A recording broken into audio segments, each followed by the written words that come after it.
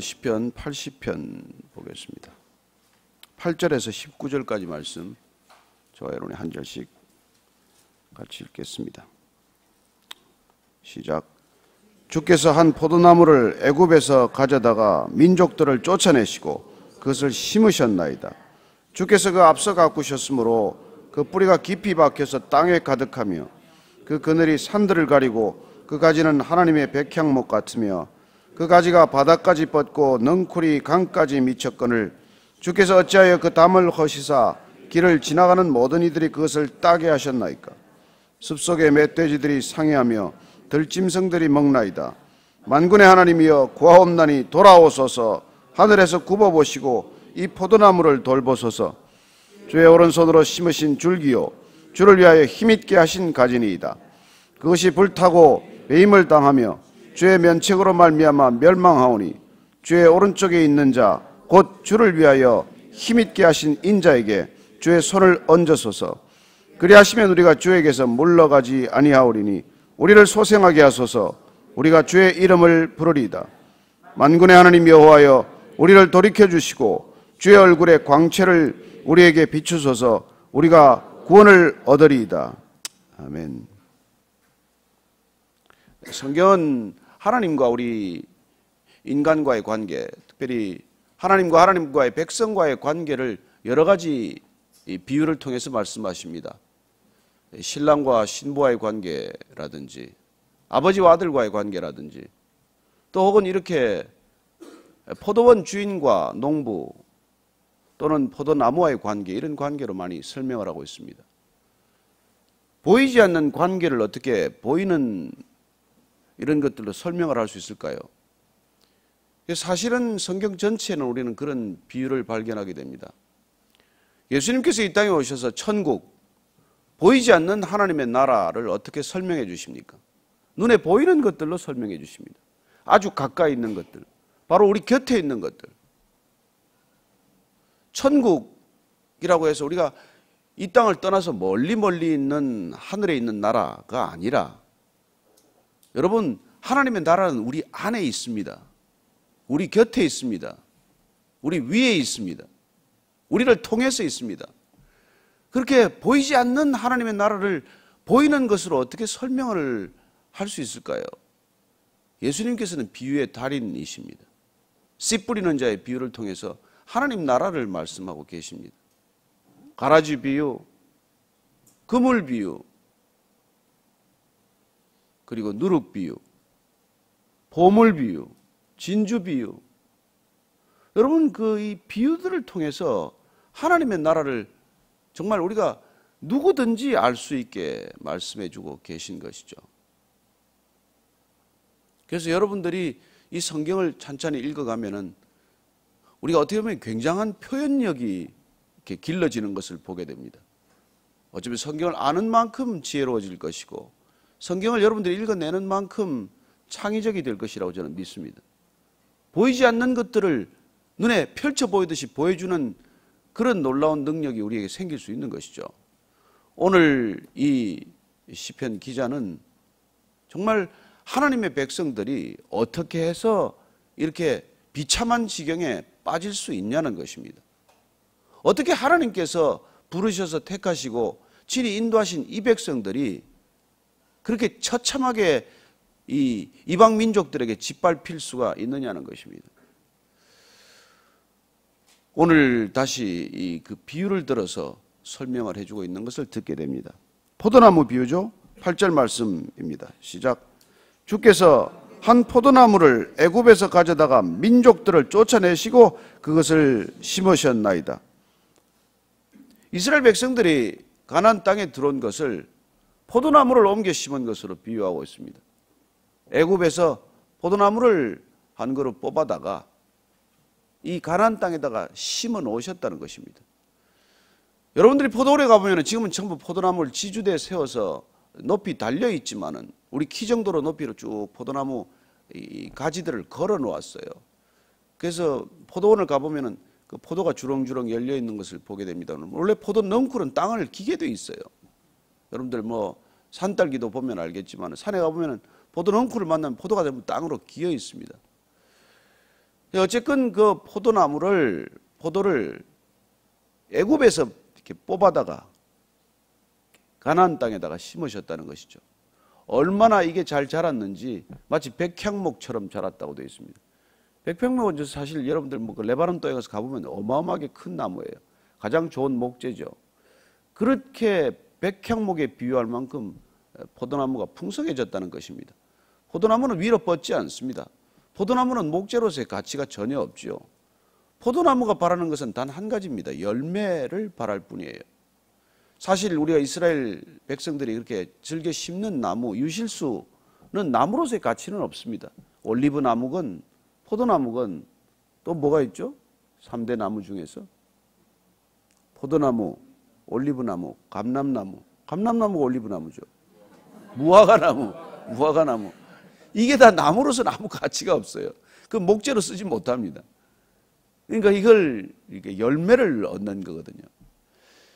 그래서 사실 이 열매 맺는 삶을 비유할 때 가장 우리가 많이 쓰는 게 포도의 비유, 올리브 나무의 비유 이런 것들이죠. 그걸 심어서 우리가 뭐 그걸 다른 걸 얻는 것이 아니라 오로지 열매만을 우리가 얻고자 하기 때문입니다. 그래서 하나님께서 마치 포도나무를 애굽 땅에서 뽑아다가 가나안 땅에 심으셨을 때는 뭘 바라고 심으셨겠습니까? 오직 열매 맺는 삶을 원하셨지만은 이스라엘 백성들이 열매를 맺지 못한 거예요. 왜 포도나무의 열매를 맺지 않았을까요? 어쩌면 그들이 포도나무의 신분을 잊어버렸을지 몰라요. 여러분, 포도는 포도를 맺어야 합니다. 사과는 사과가 열려야 하고 배는 배가 열리고 감은 감나무에는 감이 열리는 것이죠. 그러나 마치 우리가 자칫 잘못하면 사과나무가 감을 부러워한다거나 감나무가 배가 열리기를 원한다면 어떻게 될까요? 그런 일 없겠지만 어쩌면 그렇게 다른 열매를 맺고자 하는 가운데 열매가 부실해지는 일이 일어날 수 있겠죠. 저와 여러분들이 하나님께서 정해주신 구역이 있습니다. 심어두신 땅이 있습니다. 더 쉽게 말하면 우리 인간관계를 맺게 하신 터전이 있고 바탕이 있다는 것이죠. 그러면 거기서 좋은 바탕을 맺어야 돼요. 거기서 좋은 열매를 맺어야 합니다. 여러분, 한 남자와 한 여자가 결혼하면 거기서 좋은 열매를 맺어야 돼요. 다른 데 가서 열매가 생기면 어떻게 되죠? 그런 일이 없기를 바랍니다. 그렇습니다. 인간에게 그런 지경을 정해주시고 하나님께서는 거기서 풍성한 열매를 맺으라고 하시는 것이죠. 제가 얼마 전에 누구를 만났는데 형제가 너무 많다는 거예요. 형제가 몇인데도 13이래요. 근데 제가 아차 실수를 했어요. 어머니가 하나입니까? 이 사람이 눈이 둥그레져가지고 한어머니라고 그래서 제가 참 엄청 축복을 했는데 13 형제에서 태어난 그런 분이 계시더라고요. 그렇습니다. 그렇게 풍성한, 그래서 성경에서는 우리가 풍성한 자녀들은 감람나무 열매에다가 비유하는 것이죠. 근데 이게 제대로 열매를 맺지 못한 것입니다. 하나님께서 가나안 땅에 옮겨 심을 때는 풍성한 열매를 바랐지만은 그게 그렇게 못했기 때문에, 자, 9절 10절 이하를 쭉 읽습니다. 시작. 주께서 그 앞서 가꾸셨으므로 그 뿌리가 깊이 박혀서 땅에 가득하며 그 그늘이 산들을 가리고 그 가지는 하나님의 백향목 같으며 그 가지가 바다까지 뻗고 넝쿨이 강까지 미쳤거늘 주께서 어찌하여 그 담을 허시사 길을 지나가는 모든 이들이 그것을 따게 하셨나이까. 이게 한동안 잘 맺고 한동안 풍성한 열매를 맺더니 이게 하나님께서 담을 허셨다는 거예요. 길을 지나가는 모든 이들이 그것을 따게 만들었다고 말합니다. 자, 하나님이 그렇게 하셨습니까? 자, 여기서 우리가 한번 깊이 생각해 봐야 될 게 있어요. 우리는 어릴 때는 보이는 것들만 보고 삽니다. 점점 나이가 들고 식견이 넓어지고 생각이 깊어지면 보이지 않는 것들을 보게 됩니다. 그래서 보이는 것들 속에서만 문제의 원인을 찾다가 보이지 않는 것에서 문제의 원인을 발견하는 것을 우리가 경험하는 것이죠. 눈에 보이는 것들만의 일이 아니라는 것을 알게 됩니다. 특별히 우리가 뭐 쉽게 예를 들자면은 어느 날 뭐 부부가 다툼을 할 수도 있고 부모와 자녀가 크게 갈등을 빚을 수도 있습니다. 한 가지 일 때문이겠습니까? 한 가지 일 때문에 아이가 집을 나가겠습니까? 한 가지 사건 때문에 부부가 이혼에 이르겠습니까? 아니에요. 보이지 않는 수많은 사건들이 그 안에 가려져 있습니다. 제가 제일 힘들어하는 거, 잘 안 하려고 하는 게 부부 상담이에요. 보통 와서 자기 얘기만 해요. 제가 5시간까지 들은 적이 있습니다. 머리 쥐가 날 정도로. 그 사람 얘기 들으면 배우자는 진짜 죽일 사람이에요. 들으면서 나가도 확 흥분해. 어떻게 그런 인간하고 지금까지 사셨습니까? 30년을 살았대요. 어떻게 그렇게 사셨습니까? 더 일찍 헤어지지. 그래서 이제 상대방 다른 남편이나 다른 분 얘기를 들으면 이 얘기는 정반대예요. 정반대. 어떻게 이렇게 정반대의 얘기를 할 수 있을까요? 30년을 같이 살았다는데도. 그렇습니다. 자기가 보는 것, 자기가 생각하는 것 안에 갇혀 있는 거예요. 절대로 한 사람 얘기만 들어서는 모릅니다. 정말 너무나 반대라서 제가 충격적인 일들을 한두 번 경험하는 게 아니에요. 그래서 제가 내린 결론은 어쩌면 우리는 이렇게 자기 생각에 갇혀 사나? 어떻게 이렇게 자기 중심적으로 사물들을 보고 있나? 여러분, 우리가 조금 어른스러워진다는 것, 성숙해 간다는 것은 여러분, 예수 안 믿어도 역지사지할 줄 압니다. 역지사지란 내 입장에서 생각하는 것이 아니라 상대방의 입장에서 내가 생각하는 것이죠. 그래서 어른이 된다는 것은 남의 입장에서 이 문제를 들여다보는 거예요. 그게 어른스러워지는 것입니다. 우리가 그리스도인이 된다는 건 더한 일이에요. 내 입장, 남의 입장을 넘어서서 초월적 입장에서 이걸 들여다보는 것입니다. 그게 예수 믿는 거예요. 하나님의 관점을 하나 더 받게 되는 것입니다. 그래서 내 입장도 아니요, 당신 입장도 아니요, 하나님의 입장, 어떻게 보면 제3자의 입장이 되는 거예요. 그렇게 살아가는 사람이 좁게 살겠습니까? 편협한 식견을 가졌겠습니까? 자기밖에 모르겠습니까? 우리밖에 모르겠습니까? 아니요. 저는 정말 우리가 하나님의 이게 백성이 된다는 것은 인간의 관점을 넘어서는 관점을 갖게 되는 것을 말합니다. 그래서 어느 누구보다도 깊은 식견, 넓은 관점, 그리고 정말 높은 시각을 갖는 것이죠. 여러분, 멀리 나는 만큼, 높이 나는 만큼 보게 돼요. 우리가 정말 이 땅에 살아가지만 하늘의 관점을 가지고 살아가는 게 그리스도인의 삶 아니겠습니까? 그래서 오늘 이 지금 시편 기자가 민족의 닥친 불행을 지금 이렇게 해석하는 것이죠. 처음에는 침략한 자들에게 책임을 묻게 되지 않겠습니까? 어떻게 저들이 저럴 수 있습니까? 생각이 깊어지면은 나한테 문제가 있구나 이것이죠. 왜 침략을 우리가 초래하고 말았나? 왜 북이스라엘이 멸망을 했나? 왜 남유다까지 멸망하고 마는가? 이게 아수르의 문제, 바벨론의 문제인가? 아니면 이게 우리의 문제인가? 그래서 우리는 믿음 안에서 어떤 사건이든 이 사건들을 어떻게 풀어갈 것인가, 어떻게 볼 것인가, 그게 결정이 돼야 돼요. 내 관점이 옳은 것인가? 저 사람 관점에서는 어떻게 볼 것인가? 여러분, 인간은 얼마나 상반됩니까? 우리가 안 준 건 의사지만은 일본은 안 준 건 테러리스트예요. 역사를 보는 관점은 그렇게 다를 수 있지 않습니까? 그게 중동 사택은, 그게 지금 남북한 사택은 어떤 사택은 말이죠. 그래서 우리가 오늘 이 시대를 살아가면서, 이 복잡한 시대를 살아가면서 정말 성경적 관점을 갖는다는 것, 하나님의 관점에서 사물을 바라본다는 것, 이게 아니고서는 문제를 본원적으로 해결할 길은 없습니다. 내 입장에서 해결이 됩니까? 상대방 입장에서 해결이 됩니까? 그래서 오늘 이 시편 기자는 드디어 하나님의 관점에서 이 문제를 보는 거예요. 도대체 어떻게 하다가 이스라엘이 멸망했나? 어떻게 하다가? 하나님이 담을 허무셨구나. 하나님이 지나가는 행인들한테 포도를 따먹으라고 하셨구나. 이게 여러분 자기 인식이고 역사 인식이에요. 어쩌다가 이런 일을 겪게 되었나? 지금 한국 사정을 보십시오. 어쩌다가 또 전쟁이 날지 모르는 상황이 되었나? 이게 북한만의 잘못입니까? 미국만의 잘못입니까? 우리만의 잘못입니까? 모든 것들이 엮여 있어요. 여러분, 어떤 관계든 단선적이지 않습니다. 모든 관계는 복선적이에요. 이런 관계를 우리가 보는 관점에 제한이 있지만, 그러나 우리가 하나님의 사람이 되어간다는 것은 보다 한 차원 높은 관점에서 이 사물을 바라보고자 하는 그런 어떻게 보면 혁명적인 관점의 변화이죠. 아하, 이 나라가 멸망한 것 하나님이 담을 허무셨구나. 담을 허무요. 그렇습니다. 우리가 어릴 때는 내 잘나서 뭐 여기까지 온 것 같아요. 내가 내 능력으로 온 것 같아. 내 힘으로 이것도 다 뭐 누리게 된 것 같아요. 그러나 우리가 아시다시피 점점 철이 좀 들면 아, 이게 내가 한 게 아니구나.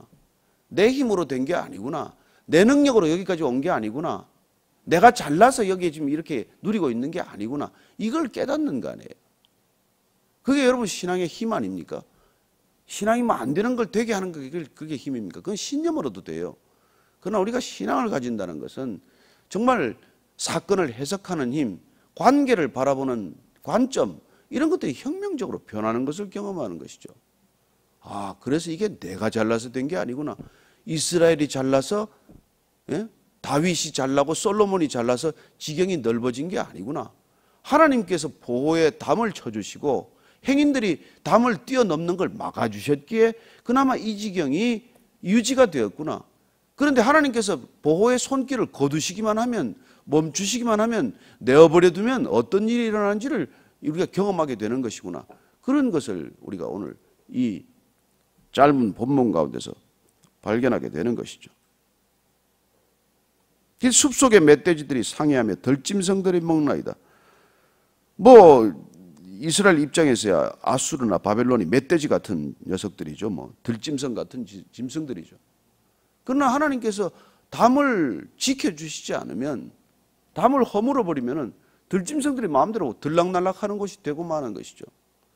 여러분, 한 나라에 예를 들어서 그렇지 않습니까? 무슨 세관이 제 기능을 못하면 밀수품이 마음대로 들락날락할 것이고, 공항에 무슨 철저한 그 보안 시설이 안 되면 뭐 간첩이 제 멋대로 들락날락 하겠죠.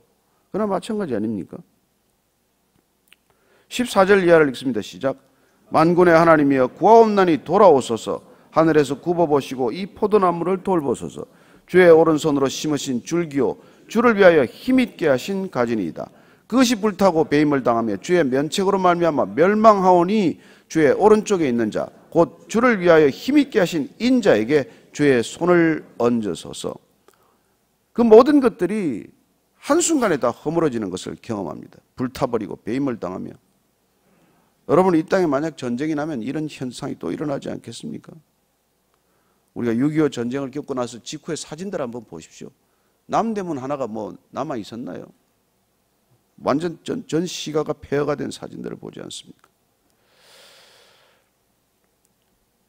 그래서 이제 이게 마지막 이 시편 기자의 이제 간구의 기도예요. 그래서 우리가 우리에게서 물러가지 아니하오리니 주에게서 물러가지 아니하오리니 우리를 소생하게 하소서. 우리가 주의 이름을 부르리이다. 아, 하나님께서 이것도 지켜주셔야 되는구나. 하나님께서 허물어버리면 다 허물어지는구나. 이걸 알게 되면 하나님께 부르짖겠다는 것이죠. 더 이상 하나님께서 물러가지 않겠다. 하나님을 거부하고 거절하고 배반하지 않겠다. 이런 각오를 하는 것이죠. 주의 이름을 부르는 것, 그게 축복인 줄로 믿으시기 바랍니다. 아버지의 이름을 기억하는 것, 그게 가장 큰 능력임을 기억하시게 되기를 바랍니다. 자, 19절 읽습니다. 시작.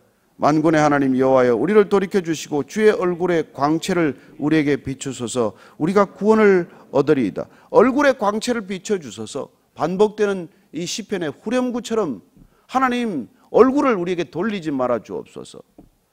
하나님께서 결국 얼굴을 돌리지 않으시고 이스라엘 백성들의 그 다윗 가문을 통해서 예수님께서 이 땅에 보내주셨습니다. 그리고 다 허물어진 들포도가 아니라 참 포도나무를 우리에게 심어 주신 것이죠. 그래서 요한복음은 이렇게 말씀하십니다.